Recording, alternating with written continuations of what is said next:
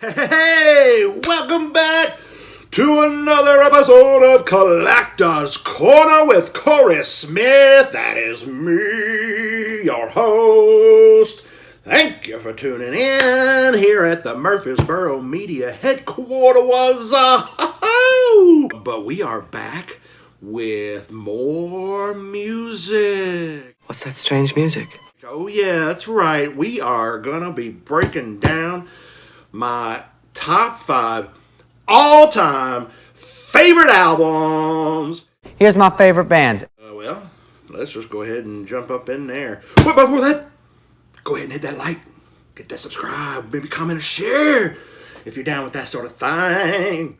So, pretty please, with sugar on top. Here we go. We are starting off with one of my all-time favorite bands, Knapsack. You can fit in a knapsack. That's right, and this is their debut album, Silver Sweep.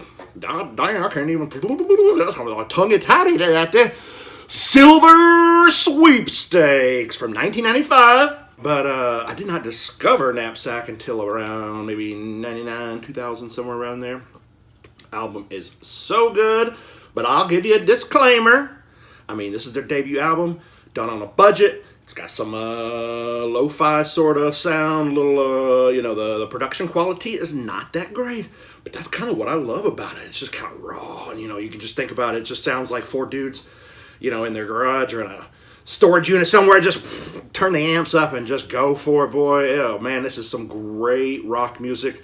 But it also sort of falls into the subgenre of early emo. God, that's so emo. Oh, that's right. And I'll be the first to tell you right now, man, I can get down with some early emo. That mid-90s to the early 2000s stuff. Oh, that's my wheelhouse right there, baby. When I first discovered this band, Knapsack, led by the genius Blair Sheehan, just a great songwriter, great guitar player.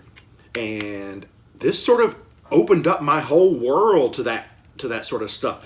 I mean, from here I jumped to classic bands. I was already a fan of Sunny Day Real Estate's Diary before that, so I already had some toes dipped into the emo waters.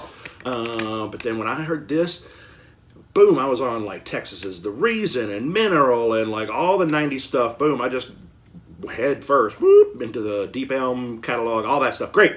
But yeah, so Knapsack, they released 2 more albums after this, one in 97 and one in 98, I believe.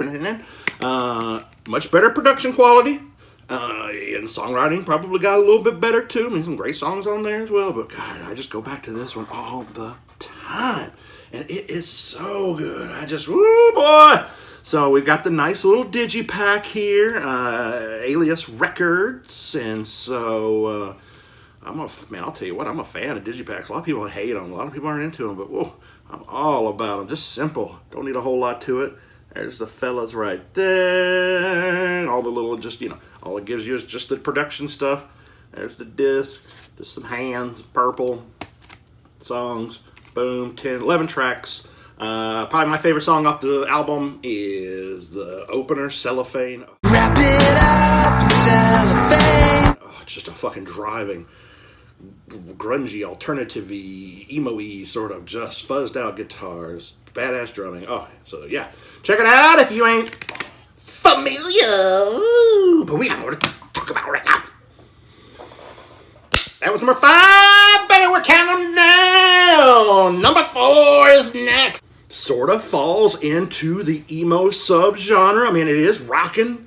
It's got some good rock alternative sort of stuff. But they also got the emotional, heartfelt lyrics, some of the melancholy stuff running throughout. But this band, this is their 3rd album called Sorry About Tomorrow. Hot Rod Circuit. Hot Rod, look! Oh, yeah. Ooh, not enough people know about Hot Rod Circuit. Loved them since this. Oh, shit, I loved them before this album came out. First 2 albums are fucking great as well. Then they got signed to Vagrant Records. Yeah, it's probably a Vagrant. Man, they put out so much good stuff back in the day. This being one. 3rd album, like I said, 2002, Hot Rod Circuit. Another great, one of my all-time favorite songwriter, frontman, has gone on to do several more projects. Andy Jackson, This, there you go. I mean, there's just another digipack. Like I said, Vagrant Records. If you're not familiar with Vagrant Records and you like some rockin' good stuff, I mean, you just go check out their whole discography, boy. They put out some good albums over there. Get Up Kids, all just on and on and on and on. So right here, you got 11 tracks also on this thing here. Flip it open again. Simple digipack. Again, I'm all about digipacks. They added a little extra in this. The Knapsack digipack was just nothing. Vagrant, though, they were going to spend a little money. You know, Vagrant was popping off at the time, so they put in the suite. There's their logo. Put in the suite, got the lyrics. There's Andy Jackson chilling in the studio. Lyrics, lyrics, lyrics. Hanging out, doing their thing, petting a kitty cat. Yeah, so Hot Rod Circuit. Again, third album, great stuff. Oh, what else is in here? Boom, look at that. There's the Vagrant cat. They put a little catalog up in there. Let's see who else is popping up in some Vagrant records at the time. The 2002 catalog. You got Alkaline Trio, The Anniversary, Face to Face, Get Up Kids, No Motive, Saves the Day. Good Lord, there's some fucking great bands on here. Told you, Vagrant Records, man, they were, the early 2000s, they were tearing up the music scene. Some of their bands were just, oh, they were so good. But anyway, there you go. We got the remote to whoa, 80s breakdancing moves coming up. My buddy! Next up is the newest release, the most current release of my top 5 all-time favorite albums. So this is the one that I've not been as familiar with the longest, but 2010 is plenty long enough for me to know this album is solidified. It is in there. It has meant so much to me. I can't count the number of times I've listened to it. Just perfect in almost every way. And we are talking about, like I said, 2010's Circa Survive. If we stay together, we survive. Blue Sky Noise. Yeah, so, again, third album. So they'd already put out a couple albums. I'd already been a huge fan of theirs since 05, 06. Both first two albums, oh, so good! So good! Fucking Anthony Green's, his vocals, just, oh, so good, man. Like, oh, if you've not heard Anthony Green sing, hits those high registers, some falsetto,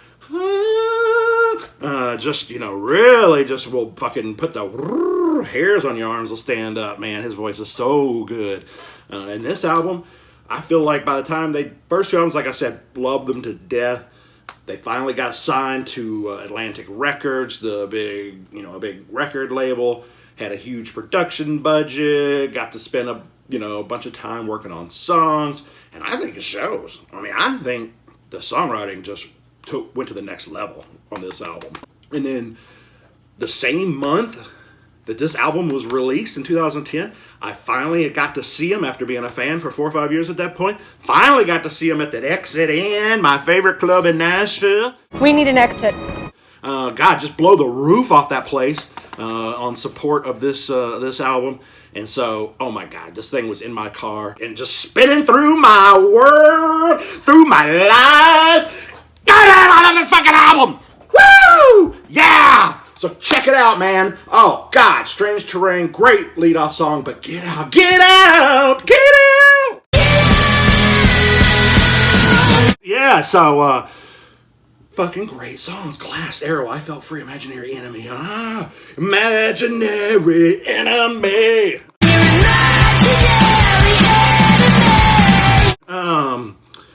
Just, I don't know, man. It just hit me just right at the right time in my life. Just everything came together.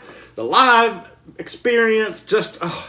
Then I saw him again, like a month later, and then I saw him again in Atlanta, and then I saw him again a few months later after that, back in Nashville. I mean, they were just hitting the road, and I was taking every opportunity I could to see him. Woo, I wasn't going to pass up a chance, and I haven't seen him, I don't even know how many times. Blue Sky Noise, 2010, got the nice little slip cover. There you go, to keep the jewel case safe. There you go, some artwork. They use the same guy. I can't think of his name off the top of my head. They use the same guy for all the artwork on all their albums, or at least they did for the first, I don't know, maybe all of them, I guess, this way. And he does all their shit, all their groovy shit. This is the special edition CD. So not only do you have the 12 tracks there from the album, but you got a whole acoustic live set, 4-song acoustic Safe Camp Sessions live album. Let's break out the liner notes here. So boom, boom, boom, and a biggity boom. You got the full-size artwork from the album cover there in the fold-out. I guess if you wanted to display it, hang it, frame it, whatever you wanted it to do. So there you go, and then it's on the back side. Got nice shots of the band in the studio, all the lyrics that you can follow along and hear that Anthony Green's beautiful, mesmerizing voice, but then it can get growly and it can get screaming sometimes too, boy. It can go from the soft to the oh yeah. All right, baby, that's what I'm talking about. Circa Survive, the newest album in the group, in the bunch, 2010. We are now gonna take this shit back to the 90s, except it's the last year of the 90s. We gonna party like it's 1999. Yeah, so we are talking about 1999's Built to Spill. Yes, but you're going to spill your beverages. Oh yeah, their album, 4th album. Keep It Like a Secret.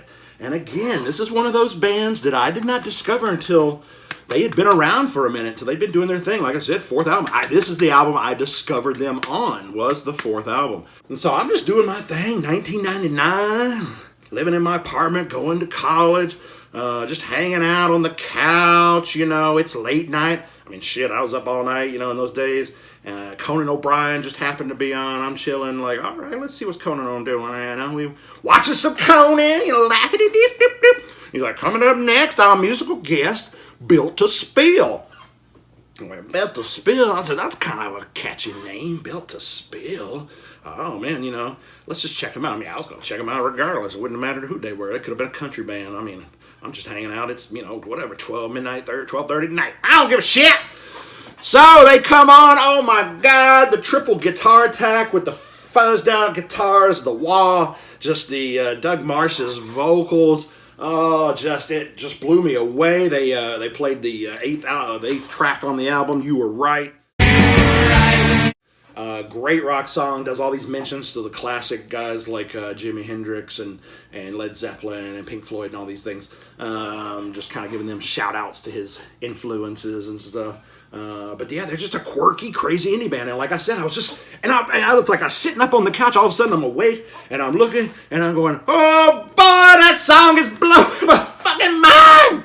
And so, you better believe, what did I do the next day? Like, get in the car and go to Hastings! You weren't on Operation Hastings. Oh boy, I miss my Hastings, damn. Used to be right down the street from my apartment, and I would just go over there and spend hours looking around. And for those who are not familiar with the Hastings, sort of like a media play, books, movies, and music, video games, all that kind of stuff, just like a media lover's dream. Shit, a ton of these CDs and DVDs and Blu-rays came from Hastings before they went under, before they went out of business a handful of years back. And so I went, oh boy, I gotta check out this Built to Spill band. Because I mean, shit, I could have gotten on the internet, and that's 1999, and I could have gone, waited for the dial-up to get on there, and then I'm like, all right, let me see if I can find some website. Like, oh, here's a little 30-second clip. It's like, God damn it, give me a break. I'm just going to go buy the CD based on the one song I saw on Conan.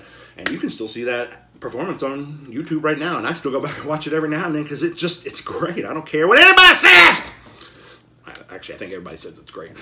So, went to Hastings, grabbed the CD, realized, like, what? This is their 4th album? What the hell?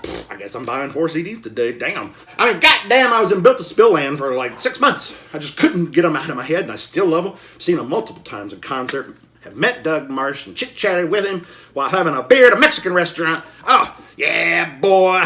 I cannot tell you, this band with the triple guitars, doing like fuzzed out slides and wahs and just triple like noodling and just soloing over each other and just crazy. And then Doug Marsh says, again, I love those sort of high pitched falsetto, ow, and Doug Marsh has got kind of a whiny voice, but I love it.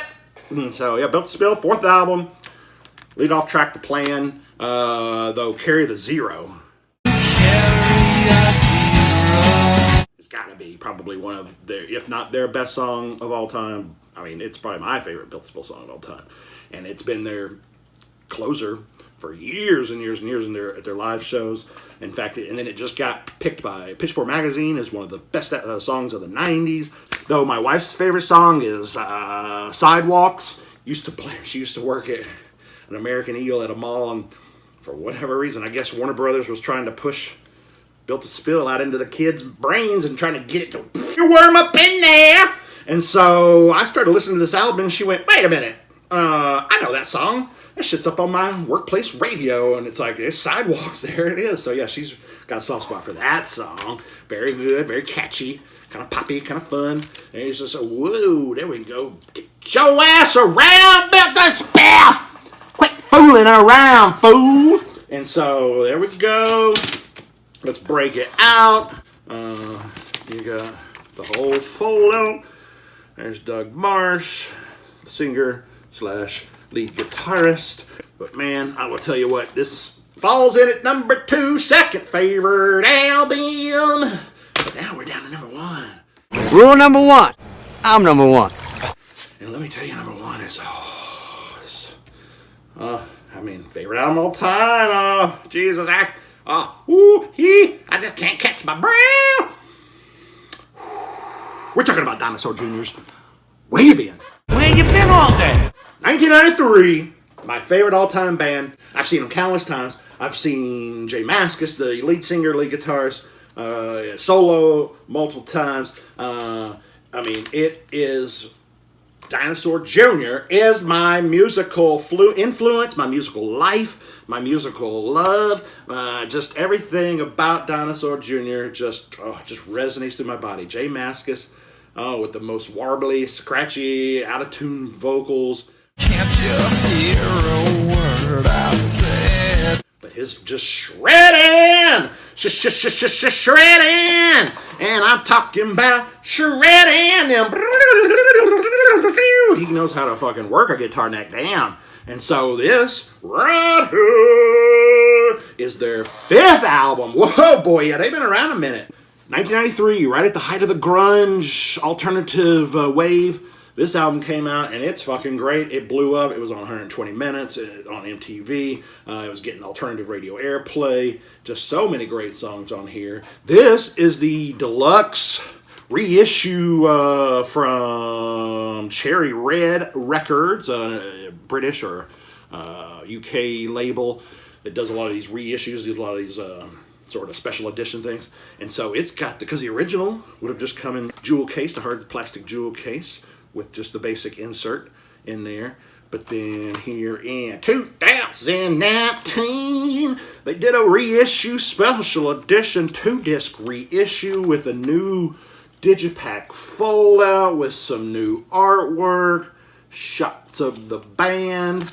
So not only do you have the Where You Been album, plus 5 bonus tracks, then you also have... Damn it, turn around so I can see what you're doing. You've also got a disc 2 is BBC sessions. And so when they were on tour somewhere in the UK, they went by the BBC studios, played a live set, recorded there. So that's badass as well. And then don't be worried about this, because you know they still included, this would have been the original booklet. Except, again, they've added some special edition tracks, and then boom, it gives you a whole breakdown on the writing, recording of the album. And so, right, great, just little booklet, tons of great artwork, fantastic album. So yeah, if you're not familiar with Dinosaur Jr., there's a ton of catalog to go back and listen to. Opening track, Out There. I know you're out there. Favorite song of theirs. Just so much good, great guitar, rocking, good times. But this right here is just as good as it gets. It's gold for me, baby. Gold for me. And so let's give it a listen if you ain't familiar. Great album. Great band. J Mascis. Idol. Hero. Whatever you want to call it. Good times. So in a way, I'm glad you tuned in again.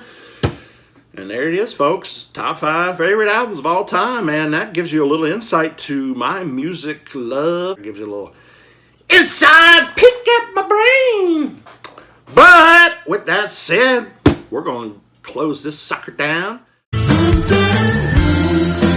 Go on with the lives, and then I'll be thinking about what to do for next week. You be thinking about doing that whole like, subscribe, share, comment thing. And we'll get together next week.